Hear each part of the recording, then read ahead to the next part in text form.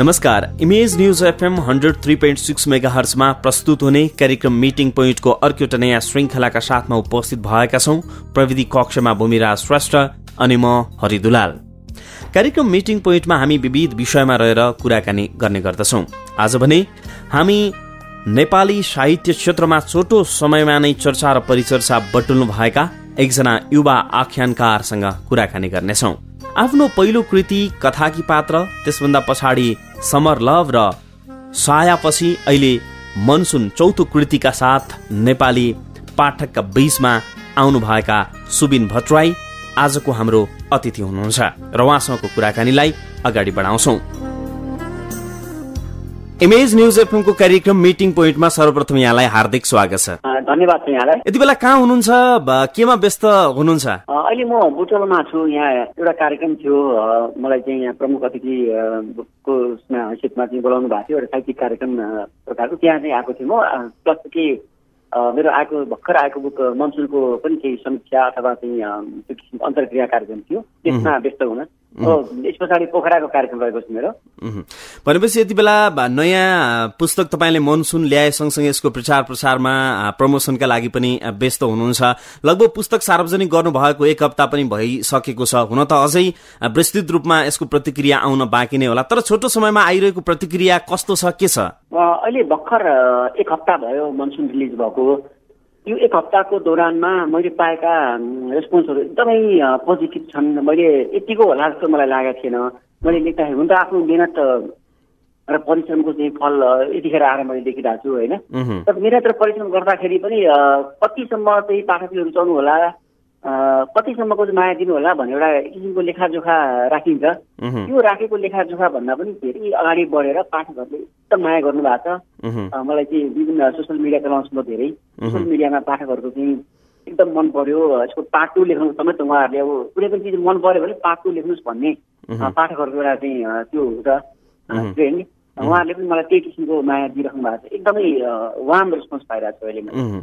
अब पछिल्लो समय युवा पुस्ताहरूले बिस्तारै यो पढ्ने बानीको विकास पनि अत्यन्तै भएको मानिन्छ पछिल्लो समय। साथसाथै युवा पुस्ताहरूका लागि के कुरा चाहिँ चाहिन्छ त्यो कुरालाई चाहिँ ख्याल गरेर सुबिन भट्टराईले पुस्तक लेखेको हो कि भन्ने धेरैले आकलन पनि गरिरहेका छन्। यसभन्दा अगाडि आएका तपाईँका समर लभ र सायाले जति चर्चा पाए, त्यसभन्दा अगाडि कथाकी पात्रबाट तपाईँले जसरी सुरुवात गर्नुभएको थियो, अब खास गरी यो मनसुनभित्र के छ, मनसुन किन पढ्ने?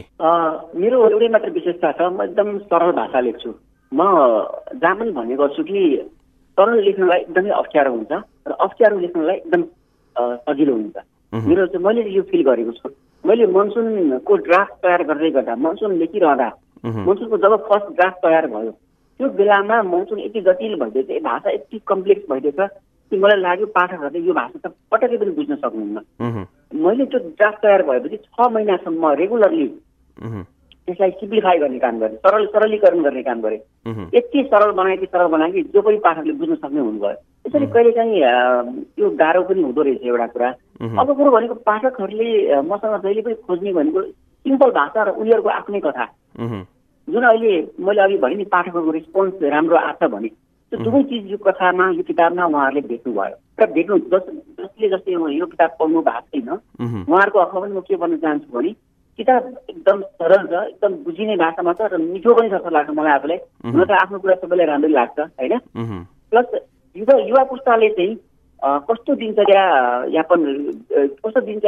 चाहिँ उनीहरूले बिताउँछन्, उनीहरूका जीवनमा आइपर्ने समस्याहरू के हुन्छन्, कस्ता घटना उनीहरूको जीवनमा घट्छन्, कस्ता दुर्घटना उनीहरूको जीवनमा घट्छन्, कसरी बोल्छन्, कसरी हिँड्छन्, कसरी खान्छन्, सबै कुरा मैले युवाहरूको दैनिक जीवनमा घट्ने कुराहरू नै मैले ल्याएर कथामा लेख्छु। त्यसैले पनि मलाई लाग्छ युवाहरूले मलाई धेरै रुचाउनुहुन्छ मेरा कृतिहरूलाई। मनसुनमा पनि प्रेम कथा नै छ एउटा। अब यसमा मैले यहीँनिर जोड्न चाहे सुबिनजी, जस्तो तपाईँका 2वटा पुस्तक विशेषतः मैले राम्ररी अध्ययन गरेको छु, समर लभ र साया, र तपाईँले जसरी शब्दहरू पोख्नु भएको छ, शब्दहरूको वर्षा गराउनु भएको छ, खन्याउनु भएको छ, साँच्चै त्यो एउटा धेरैका लागि मनसुने कुराहरू रहेका छन्। तपाईँले अघि पनि भन्नुभयो सरल खालका कुराहरू लेख्छु भनेर, अझ युवा मन र युवाका कुराहरूलाई यहाँले ओकल्नु भएको छ। मनसुनमा त्यस्तो के छ जुन समर लभ र सायामा तपाईँले उल्लेख गर्नु भएको छैन, समेट्नु भएको छैन? मनसुनमा मैले त्यो के मिल्ने कुरा त भइहाल्यो, सरल भाषा मिठो शैली त आफ्नो ठाउँमा भइहाल्यो होइन। त्योभन्दा बाहेक के छ भने समर लभमा सुरुमै प्रेम हुने र त्यसको उतार चढाव थियो। त्यसमा चाहिँ प्रेम अलिकति अप्ठ्यारो गरी हुन्छ भन्ने चिज चाहिँ मैले देखाएको छु, मुख्य कुरा त्यो हो। त्यस पछाडि अर्को कुरो भनेको प्रेम भन्ने चिजलाई मैले मनसुनसँग तुलना गरेको छु। मनसुनमा के हुन्छ भन्दाखेरि एकैछिनमा झरी, एकैछिनमा बादल लाग्ने, एकैछिनमा घाम लाग्ने, तर्किने, एकैछिनमा दर्किने आकाश है, पानी दर्किने, यो किसिमको अनप्रेडिक्टेबल एकदम के हुन्छ एकछिनपछि थाहा नहुने सक्ने यो मौसम चाहिँ मनसुन हो। मान्छेको प्रेम पनि यस्तै यस्तै हुन्छ। यसमा के हुन्छ भने कति बेला कुन मोड आउँछ, कति बेला कुन मोड आउँछ भन्न सकिँदैन भन्ने चिजलाई मैले थिम बनाएर लेखेको छु। यहाँ एउटा केटी क्यारेक्टर छ, त्यो केटी क्यारेक्टरको बानी बेहोरा पनि ठ्याक्कै मनसुन जस्तै छ। चिन्मै रिसाउने, चिन्मै हाँस्ने, कुन बेला के भन्छ, के खोजिरहेको हुन्छ उसले बुझ्नै नसक्ने होइन, के गर्दा रिसाउँछ थाहै पाउन नसक्ने, त्यो समस्या यो महिला पात्रलाई त्यो समस्या चाहिँ मनसुनसँग रिलेटेड गरेर र प्रेमलाई पनि मनसुनसँग रिलेटेड गरेर मैले यो कथा तयार पारेको हुँ। कथा यहाँले लेख्नुभयो, यहाँको अहिले चर्चा र परिचर्चा छ, पक्कै पनि राम्रो कुरालाई सबैले राम्रै हिसाबबाट लिन्छन् र युवा पुस्तामा अत्यन्तै लोकप्रिय पनि बिस्तारै बन्दै जानु भएको छ। यहाँको पुस्तकहरूले पनि त्यतिकै लोकप्रियता कमाउँदै गइ नै रहेको छ। अलिकति यहाँको पृष्ठभूमितिर जाउँ, खास गरी लेखन कार्यलाई अगाडि बढाउने सुरुवातका दिनहरूमा कसरी उत्प्रेरणा जाग्यो, कसरी लाग्नु भयो, अलिकति बताइदिनुहोस् न। म बच्चैदेखि लेख्थेँ, मभित्र बच्चैदेखि प्यासन थियो, त्यो लेख्नुपर्छ, म राइटर बन्छु, लेख्छु, लेखक बन्छु, किताब नछापिकन एउटा कम्तीमा एउटा किताब नछापिकन मर्दिनँ भन्ने एउटा प्रण नै जस्तो थियो मलाई। त्यो चिजले गर्दाखेरि ड्राइभ गर्यो यहाँसम्म आउनुको लागि। अर्को कुरा भनेको म सानैदेखि पढ्थेँ, मैले चाहिँ बिपी कोइराला पारिजातका किताबहरू स्कुल लेभलमै पढिसकेको थिएँ। ती किताबहरू पढिसके पछाडि मलाई के लाग्यो भने मैले पनि लेख्नुपर्छ, म पनि लेख्छु। मैले त्यति बेलैदेखि रफ गर्न थालिसकेको थिएँ, कति कुराहरू लेखेर छाडेँ। 4-5 लाख कृति त यत्तिकै अप्रकाशित रूपमै थन्कियो होला। कति किताबहरू चाहिँ आधा अवधि 20% अथवा 30% लेखेर छाडे। यो चाहिँ अरूको कृति पढेर नै बढी आउँदो रहेछ मान्छेलाई। प्लस अर्को कुरो भनेको चाहिँ मान्छेको जिन्दगी, उसको जिन्दगीमा उसले चाहिँ नि कस्तो कस्तो मोडहरू पार गर्छ त्यसले पनि उसलाई लेख्न सिकाउँछ। मैले जिन्दगीमा यस्ता मोडहरू पार गरेँ, जुन मोडहरू एकदम दुःखदायी मोडहरू थिए, ती दुःखहरूले पनि मलाई ऊर्जा दिए जस्तो लाग्छ। सुखमा त मान्छे मातिन्छ जस्तो लाग्छ मलाई, दुःखले नै यस्ता कुराहरू सिकाउँछ। र मलाई केही दुःखहरूले, मेरो पर्सनल केही समस्याहरूले गर्दाखेरि यो चिजमा अलिकति म उत्प्रेरित भएँ, आफै सेल्फ मोटिभेटेड भएँ भन्ने कुरा। अब यो भोगाई र देखाई दुईवटा कुराहरूले खास गरी अलिकति कलमलाई पनि बलियो बनाउँछ, लेख्नका लागि पनि सहज र अझै खारिएर निथ्रिएर आउँछ भन्ने लाग्छ। भोगाई अथवा देखाई के हुन् पुस्तकहरूमा आएका कुराहरू? म लेख्दाखेरि यो तपाईँले भने जस्तै दुईटा कुरा नै विशेष गरी आउँछ कुनै पनि लेखनमा, एउटा देखाई, अर्को भोगाई होइन। मैले समर लभ भन्ने किताब सिर्जना गर्दाखेरि होस् अथवा कथाकी पात्र सिर्जना गर्दाखेरि होस्, कति कथाहरूसँग म एकदम नजिक छु। जस्तो कति कथाहरू मैले नै भोगेको छु, म पात्र भनेर लेखेको छु मैले। मेरै जिन्दगीका एकदम प्रष्ट घटनाहरू त्यसमा मैले उतारेको छु। भने जुन कुरा आफ्नो हुँदैन, जुन कुरा अरूको लेखिन्छ, त्यो बेलामा चाहिँ त्यो अरू भन्ने पात्रमा आफू एकदम हाबी हुनुपर्छ, एकदमै ओभरल्याप गर्नुपर्छ उसको क्यारेक्टरसँग होइन, त्यसरी मात्र लेख्न सकिन्छ। मैले समर लभ लेख्दाखेरि मेरो ट्युमा पढ्थेँ, म त्यो ट्युमा पढेर भर्खर निस्किएको थिएँ। त्यो क्रममा मैले आफ्ना केही साथीहरूको प्रेम प्रसङ्गहरू नजिकबाट मैले निहाल्न पाएँ। उनीहरूको जिन्दगीमा के कस्ता उतार चढावहरू आए मैले एकदम नजिकबाट छान्न पाएँ। उनीहरू सँगसँगै भनौँ न, उनीहरूसँग धेरै समय नबिताए पनि उनीहरूलाई मैले एकदम नजिकबाट महसुस चाहिँ गर्न पाएँ। त्यो चिजले गर्दाखेरि समर लभ भन्ने कथा जन्मियो। जबकि त्यो कथा मेरो कथा हो। कति मान्छेहरूले मलाई सोध्नुहुन्छ त्यो कथा तपाईँको हो कि भने, तर मेरो आफ्नो कथा नभएर पनि अरूको भएका पनि त्यसलाई चाहिँ लेखकले उतार्न सक्नुपर्छ, त्यो चाहिँ लेखकको खुबी हुन्छ। यहाँको यो चौथो कृति अहिले बजारमा आइरहेको छ, अर्थात् पाठकहरूका माझमा आइरहेको छ।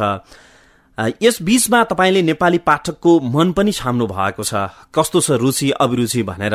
खास गरी अहिले नेपाली पाठकहरूले कस्तो पुस्तक खोज्दा रहेछन्, कस्तो कुरा चाहिँ उनीहरू पढ्नका लागि लालायित छन्? नेपाली पाठकहरू मैले अघि पनि भने, नेपाली पाठकहरूलाई हामीले साहित्यको नाममा एकदम गाह्रा गाह्रा फिलोसफीहरू ल्याएर एकदमै मनोवैज्ञानिक एकदम गहन धेरै सूक्ष्म मनोविज्ञानमा गएर अथवा क्लिष्ट भाषा अप्ठ्यारा शब्दहरू थोपारेर हामीले नेपाली पाठकलाई आकर्षित गर्न सक्दैनौँ।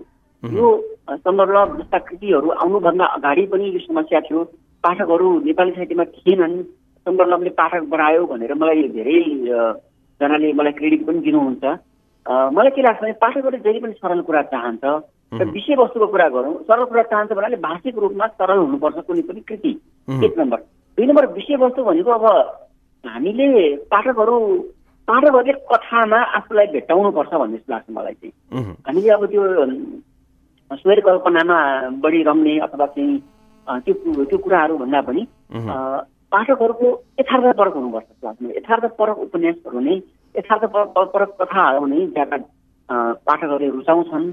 कथामा उनीहरूले आफूलाई भेट्नुपर्छ, शैली मिठो हुनुपर्छ, मात्र मिठो हुनु। यस्तो चिज भयो भने मलाई लाग्छ पाठकहरू नेपाली साहित्यमा अझै पनि आकर्षित हुन सक्ने ठाउँहरू छन्। यहाँले भन्नुभयो सरल कुरा सबैले बुझ्ने र एउटा पाठकले पनि आफूलाई भेटोस् कुनै पनि कथा अर्थात् एउटा कृति पढ्दाखेरि भन्ने कुरा उल्लेख गर्नुभयो। तर कतिपयले के पनि भन्छन् भने अलिकति विद्वत भनिएका व्यक्तिहरूले लेखकहरूले चाहिँ यस्ता खालको लेखनलाई अलिकति हल्का लेखाइ हो कि भन्ने खालको चर्चा परिचर्चा पनि हुने गरेको छ। यो यहाँले पनि पाउनु भयो होला होइन? हजुर, मैले यस्तो प्रतिक्रिया नपाएको होइन, मैले पाएको छु। मेरो लेखाइहरूलाई पनि हल्का फुल्का भन्नुहुन्छ होइन। हाम्रो समाज कस्तो छ, हामीले साहित्य समाजको दर्पण भन्ने ठुल्ठुला कुरा हामी गर्छौँ होइन। हाम्रो समाज कस्तो छ, हाम्रा समाजमा कस्ता मान्छेहरू धेरै छन्, उनीहरूको चाहिँ विषयमा हामीले लेख्ने हो नि त होइन। त्यो हल्का विषय नभएर गरुङको विषयमा प्रवेश गर्न चाहने साहित्यकारहरूले गर्नु भएको छ, तर उहाँहरूले पाठक चाहे जति कमाउन सक्नु भएन। यसको अर्थ के हो भने समाजमा त्यो किसिमको लेखाइको प्रतिनिधित्व गर्ने पाठकहरूको संख्या एकदमै कम छ मैले बुझेको चाहिँ। र म जुन प्रकारको लेख्छु, चाहे त्यो हल्का होस् चाहे गरुङ्गो होस्, यो हल्का र गरुङ्गो भन्ने चिज चाहिँ समयले मूल्याङ्कन गर्छ भोलि पर्सि होइन। कतिपय गरुङ्गा चिजहरू चाहिँ 5 जना पाठक पनि नपाएर यतिकै त्यो चढेर गइसकेका पनि छ गरुङ्गा भनिएका चिजहरू। भने हल्का चिजहरू अहिलेसम्म पनि टिकिरहेको छ, बिकिरहेको छ भनेपछि हल्का र गरुङ्गो भन्ने विषय आफैमा एउटा विवादास्पद कुरा हो भने मलाई लाग्छ यो चिज चाहिँ यसरी जस्टिफाई हुन्छ। पाठकहरूको संख्यालाई प्रतिनिधित्व गर्ने लेखाइ हामीले लेख्नुपर्छ। हिजो अस्तिका दिनमा किशोर किशोरीहरू विशेष भनौँ, युवाहरू भनौँ, अलिकति पढ्ने बानीको विकास, त्यो पढ्ने बानी श्रृङ्खला थिएन उनीहरूमा। किनभने भन्दाखेरि अहिले चाहिँ पछिल्लो समय अलिकति पढ्ने युवा पुस्ताहरू पनि भेटिएको हामीले पाउने गर्छौँ। पढ्नुपर्ने रहेछ, अन्य पुस्तकहरू पनि हामीले अध्ययन गर्नुपर्ने रहेछ भन्ने कुराहरू पनि हामीले पाउँछौँ होइन। अब जस्तो कि हाम्रो अहिलेको लेखाइ, अहिलेको नेपाली साहित्य, अहिले आइरहेका कृतिहरूलाई मूल्याङ्कन गर्ने हो भनेदेखि अहिले नेपाली साहित्य अझ विशेष गरी यो आख्यान लेखनको क्रम श्रृङ्खला चाहिँ कहाँ छ, हामी कहाँनिर छौँ? मलाई यो प्रश्न चाहिँ जति लाग्यो कहाँनिर छौँ भनेर अहिले यो पनि अलिकति अलि हतार गरेर सोधेको प्रश्न हो कि जस्तो लाग्यो। कहाँनिर छौँ त, भर्खर सुरु भएको छ, यात्रा त भर्खर सुरु भएको छ नि त होइन। मैले यात्रा सुरु गरेको 4 वर्ष भनौँ न, त्यही 4-5 वर्षभन्दा बढी भएको छैन। यो पाठकहरूले भविष्यमा पनि अरू कृति आइसकेपछि, मेरो कृति आइसके पछाडि के भन्नुहुन्छ त, उहाँले त्यसलाई कसरी लिनुहुन्छ त? के सधैँभरि यतिकै माया गरिरहनुहुन्छ कि अथवा यो चिज अब भयो, अब ओभरडोज भयो भन्नुहुन्छ कि अथवा के भन्नुहुन्छ? यो चाहिँ भविष्यले नै आकलन गर्ने कुरा हो। स्थान तोक्नलाई चाहिँ मेरो हैसियत पनि अलिक पुग्दैन जस्तो लाग्छ। यो अब समीक्षकहरूले अथवा चाहिँ बुजुर्गहरूले अथवा चाहिँ म त भन्छु, म त मेरो सबैभन्दा ठुलो मैले समीक्षक मान्ने चाहिँ पाठकहरू नै हो है। कुनै बुजुर्ग समीक्षक भन्दा पनि पाठकहरूको कुरालाई नै म पत्याउँछु कि उहाँहरूले नै यो निर्णय गर्न दिनुपर्छ कहाँनिर छ अथवा कहाँसम्म जान्छ अथवा कहाँबाट आयो यो गन्तव्य, यो यात्राको थालनी, यो दौड होइन, यो उहाँहरूलाई नै मूल्याङ्कन गरिदिनु। माया र प्रेमका कुराहरूलाई निकै गहन ढङ्गबाट, निकै सरल सहज सँगसँगै र त्यसका गाह्रा अप्ठ्यारा आरोह अवरोहहरूलाई यहाँले विशेषतः समरलभ र छाया र अहिले मनसुनमा पनि त्यही उन्नु भएको छ। खास गरी अब आगामी दिनमा हुन त त्यो सोचाइ बिस्तारै अझै विकसित होला तपाईमा, अहिले यसकै प्रचार प्रसारमा पनि हुनुहुन्छ। आगामी दिनमा हामीले यस्तै प्रेमसँग सम्बन्धित अर्थात् मायासँगै गाँसिएका यी विषयवस्तु र यही युवा पुस्तालाई अलिक बढी लक्षित गरिएका कृति पाउँछौं, अथवा होइन सुबिन भट्टराईको कलम अन्य विधामा अन्यत्र क्षेत्रमा पनि चल्छ? मलाई पर्सनली मलाई लेख्न मन धेरै कुराहरूमा छ, धेरै विधाहरूमा हात हाल्न मन छ, धेरै विषयवस्तुसँग मलाई खेल्न मन छ। अहिले प्रेम मैले भर्खरै प्रेमसँग सम्बन्धित कृति निकालेको तेस्रो कृति हुँदैछ यो। समर लभ एउटा पहिलो कृति भयो, त्यो सिक्वल त्यसको डिमान्ड भएर मैले सिक्वल लेखेँ साया, त्यो पनि पहिलो कृति जस्तो लाग्छ मलाई। त्यसलाई मैले 2 नम्बरमा कहिले राखिनँ होइन। यसर्थ मनसुन मलाई किन यो दोस्रो कृति जस्तो लाग्छ उपन्यास प्रेमसँग सम्बन्धित चाहिँ। त्यो हुनाले अलिकति धेरै यो विषयवस्तुसँग वक्का आउने पनि भइसकेका छैन। विषयवस्तु अरू पनि छन्, म भविष्यमा अरू विषय पनि हात पक्कै हाल्नेछु र एउटा साबित पनि गर्नेछु यो प्रेम मात्र लेख्न जान्ने, प्रेम मात्र लेखेर सिकेको भन्ने कुरालाई म भविष्यमा आफैले भत्काउनेछु जस्तो लाग्छ। किनभने म लेख्दाखेरि इन्जोय हुनुपर्छ, त्यो चिजमा मान्छे रमाउनुपर्छ, लेखक रमाउनुपर्छ, पाठक रमाउनुपर्छ। यो चिजलाई ख्याल गरेर लेखेको चिज एकदम चल्छ, राम्रो हुन्छ, पाठकको राम्रो रेस्पोन्स आउँछ। म ढुक्क छु कि म जुनसुकै विषयमा हात हालेँ भने त्यो विषयले मलाई पहिला आफूलाई सुन्नुपर्छ। मैले हात हालेँ भने म त्यसलाई चाहिँ मजाले जस्टिफाई गर्न सक्छु जस्तो लाग्छ। लेख्नु कतिको गाह्रो कुरा हो? लेख्न एकदम सजिलो कुरा हो, तर मान्छेको हृदयमा बस्नलाई त्यो किसिमको लेखाइ लेख्नु एकदमै गाह्रो कुरा हो। अब यो प्रेमको परिभाषा हरेक व्यक्तिले दिने गर्दछन् आफ्नो हिसाबबाट। खास गरी तपाईँको नजरमा तपाईँको आफ्नो एउटा विश्लेषण चाहिँ प्रेम भनेको के हो, कसरी बुझ्ने प्रेमलाई? म एकदम सिम्पल रूपमा बुझ्छु। प्रेम भनेको त्यस्तो एकदम अमूर्त चिज भन्दा पनि म एकदम बायोलोजिकल प्रक्रिया नै लिन्छु होइन। मान्छेको शरीरमा आउने हर्मोनल चेन्जबाट सुरु हुन्छ प्रेम है। प्रेम भनेको हर्मोन, पक्कै त हर्मोनको चाहिँ गतिविधि, हर्मोनको नै एक्टिभिटीले त्यसमा इन्भल्भ हुन्छ, त्यो प्रेमको सुरुवात हो। अब प्रेमलाई मान्छेहरूले बुझ्न त पछि गएर एकदम इमोसनल अट्याचमेन्ट बढ्दै गए पछाडि त्यो किसिमको लेभलमा पुग्ने चाहिँ अलिकति मान्छेको माइन्ड सेटअपका कुराहरू आउँछन् त्यसमा। मुख्य मैले बुझ्ने चाहिँ प्रेम भनेको प्रेमको सुरुवात भनेको है, प्रेमका विभिन्न क्षणहरू हुन्छन्, विभिन्न आरोह अवरोहहरू हुन्छन्। सुरुमा कसैलाई देख्दाखेरि हुने भावना एक किसिमको हुन्छ, प्रेमको उचाइमा माथि पुग्दाखेरिको भावना अर्कै हुन्छ, कसैसँग छोडपत्र भयो भने त्यसको फेरि अर्कै हुन्छ। यो दुईटा चिज नै प्रेमको एउटा प्रेमको चाहिँ नि विभिन्न श्रृङ्खलाहरू हुन् जस्तो लाग्छ मलाई। तर मैले डिफाइन गर्ने प्रेम चाहिँ पक्का बायोलोजिकल चेन्जेस हो। अवश्य पनि। अब जस्तो तपाईँ खोटाङमा जन्मनु भयो, काठमाडौँ आउनुभयो र काठमाडौँमै तपाईँले पढ्नु भयो, हुर्कनु भयो, यहीँको रस्ती बस्तीसँग अलि बढी भिज्नु भयो होइन। जस्तो अब व्यक्तिगत अलिकति कुराकानी गर्नुपर्दा चाहिँ तपाईँलाई लेख्नका लागि कस्तो समय उपयुक्त लाग्छ, लेख्दाखेरिका अवस्था कस्तो हुन्छन्, कस्तो समयमा अलिक बढी फुर्छ लेख्नुहुन्छ, के छ? म चाहिँ प्रायः जस्तो लेखकहरूभन्दा मेरो अलिकति रुटिन अलिक फरक छ। म प्रायः लेखकहरू म सुन्छु कुरा, उहाँहरू राति लेख्न रुचाउनु हुँदो रहेछ, म चाहिँ बिहान उठ्ने बित्तिकै लेख्न सुरु गर्छु। एक कप चिया खाए पछाडि मैले लेख्न मनपर्छ, दिउँसोको वातावरणमा लेख्न सक्छु। मलाई एकदम एकान्त त डेफिनेटली हरेक लेखकलाई एकान्त चाहिन्छ नि, तर मलाई त्यो के लाग्छ भने मैले भिडभाडमा पनि लेखेको छु। कति प्रसङ्गहरू एकदम अप्ठ्यारा कुराहरू पनि मैले धेरै एकदम हल्लाखल्लामा पनि लेखेको छु। मलाई त्यो लेख्ने भनेको मेरो नाक्निकी गर्ने बानी छैन, म जहाँ पनि लेख्न सक्छु जस्तो लाग्छ। तर आफ्नो मुड चाहिँ हुनुपर्छ। आफ्नो मुड भयो भने, किनभने मान्छेको पेसा जुनसुकै पेसा होस् त्यो एउटा मेडिटेसन हो। यदि त्यसमा मान्छे सक्सेस हुन्छ भने, त्यसमा सफल हुन्छ भने त्यो मेडिटेसन भ्यालुले उसले लेख्नुपर्छ जस्तो लाग्छ। मैले लेख्ने बेलामा मलाई एकदम त्यो मेडिटेसन गरिरहेको जस्तो फिल हुन्छ। कुनै बेलामा त्यति जोड्छु म, अगाडि को मान्छे छ, को आयो, को गयो कि मलाई थाहा हुँदैन। त्यसर्थ सबभन्दा पहिला मुडको कुरा हो। म राति चाहिँ कहिले पनि लेख्दिनँ। म राति मलाई मुभी हेर्दै सुत्नुपर्ने त्यो खालको छ मेरो बानी, दिउँसो र बिहान। खास गरी तपाईँको यो चौथो कृतिसम्म आइपुग्दाखेरि कुन चाहिँ पुस्तक लेख्नका लागि चाहिँ अलि सहज महसुस भयो, कुन चाहिँ अलिकति गाह्रो जस्तो महसुस भयो यहाँलाई, कि बुझ्दै उस्तै हो? यसको चाहिँ के छ भने सुरुका कृतिहरू लेख्दाखेरि एकदम सजिलो हुँदो रहेछ। पछि जति नै हामी पाठकहरूको माया पाउँदै जान्छौँ त्यति नै हामीलाई प्रेसर फिल हुँदो रहेछ। त्यो साख गुम्ला कि भन्ने डर पनि हुने भयो कति हैन? एकदम त्यो चिजले ड्राइभ गरेर लेख्नु पर्ने हुन्छ। अब अहिलेको सबैभन्दा गाह्रो मलाई मनसुन लेख्नलाई गाह्रो भयो। मैले अघि पनि भने नि यहाँले फर्स्ट ड्राफ्ट तयार हुँदाखेरि एकदम कम्प्लिकेटेड कुरा बनियो जस्तो लाग्यो। त्यसमा 6 महिना पुरै रिराइटिङको क्रममा मैले किताब सरलीकरण गर्दै गएँ। एकदमै गाह्रो भयो। पहिला कथा कि पात्र लेख्दाखेरि एकदम म स्वतन्त्र थिएँ, स्वतन्त्र थिएँ, मलाई केही चिजको प्रेसर थिएन। म एउटा किताब ठिकठाक निक्लियो भने चाहिँ निक्लिएन भने केही छैन भन्ने हिसाबले लेखेँ। एकदम सजिलो भयो। समरलभ लेखेँ, त्यो पनि सजिलै भयो किनभने कथा कि पात्र र समरलभसँगको यात्रामा त्यति धेरै फरक पनि थिएन र त्यति धेरै प्रेसर पनि थिएन। समरलभ र छायामा आउँदाखेरि प्रेसर अलिक बढ्यो किनभने पाठकहरूले एकदम एक्सपेक्टेसन एकदम उहाँहरूको बढेको छ, उहाँहरूलाई चित्त बुझाउनु छ मैले भन्ने भयो। र जस्तै छाया रिलिज भयो र अब त्यस पछाडि मनसुनको यात्रामा त ठाउँ आकाशियो। मलाई लाग्छ अब मनसुनबाट अर्को कृतिमा जाँदाखेरि त्यो प्रेसर कति गुणा बढिसकेको हुन्छ भन्नै सकिँदैन। अब व्यक्तिगत रूपमा तपाईँ चाहिँ कतिको अध्ययन गर्नुहुन्छ र कस्ता कृतिहरू, कस्ता पुस्तकहरू अलि बढी पढ्नुहुन्छ?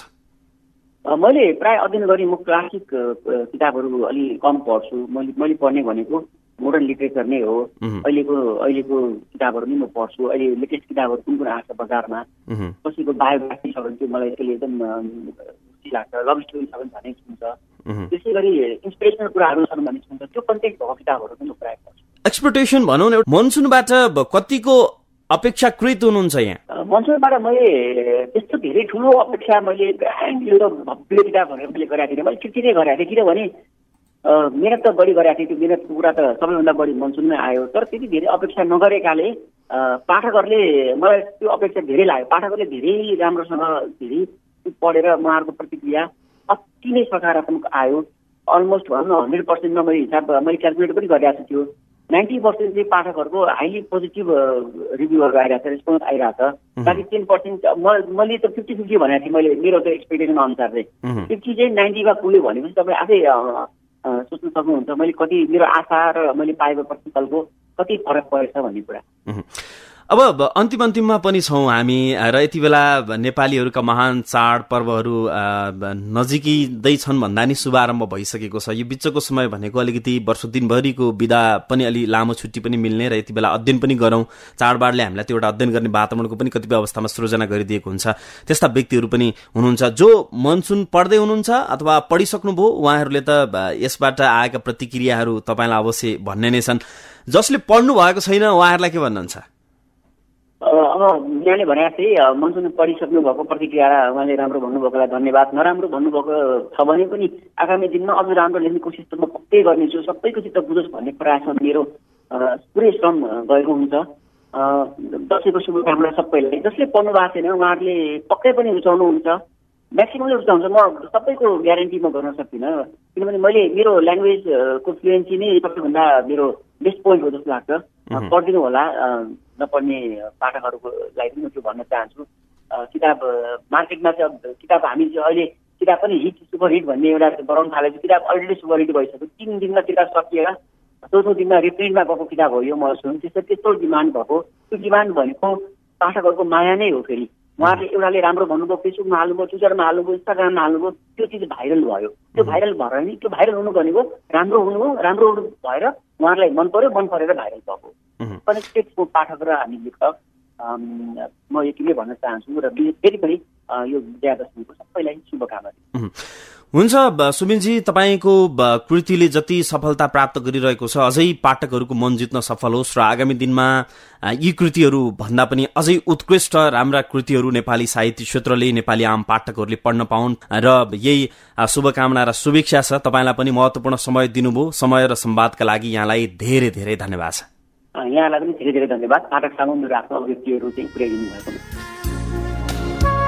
हजुर, उहाँ हुनुहुन्थ्यो आख्यानकार सुबिन भट्टराई। उहाँसँग आजको कार्यक्रम मिटिङ पोइन्टमा रहेर उहाँको नयाँ पुस्तक र नेपाली साहित्यका विषयमा चर्चा र परिचर्चा गर्यौं। यही कुराकानी र प्रसंगका बीच आजको कार्यक्रमको समय पनि सकिने लागेको छ।